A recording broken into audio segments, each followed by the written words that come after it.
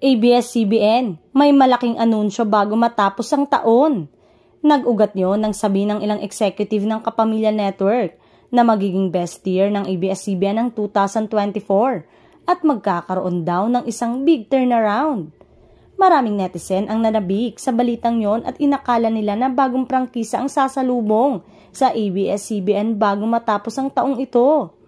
Marami ang umasa sa bagong prangkisa para sa ABS-CBN ngunit sa ngayon ay hindi pa umano priority ng ABS ang pagkakaroon ng prangkisa. Ngunit kung bibigyan umano ng pagkakataon ng network na mag-apply ng franchise para muli itong bumalik sa telebisyon.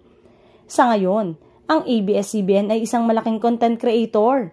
Kaya mula nang nanindigan ng media entity ang kanilang estado ngayon, marami na silang produkto o content ang naisa sa ere na sa iba't ibang platform. Sa TV man, sa cable, sa digital, sa online, maging sa mga sinehan at marami pang iba.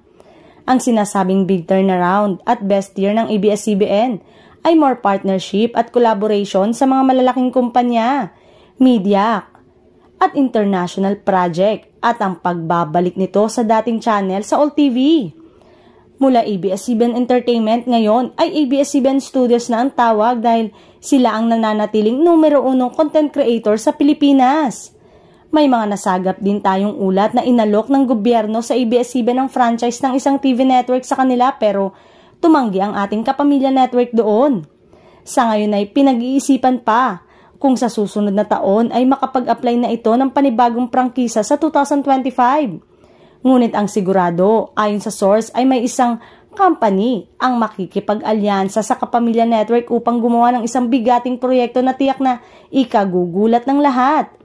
Magbabalik rin ito saan umano nagsimula ang ABS-CBN. Mas malawak, mas malaki at mas madaming makakapanood sa isang malaking partnership ang nangyayari na inaanunsyo ng ABS-CBN sa pagpasok pa lang ng buwan ng Hunyo.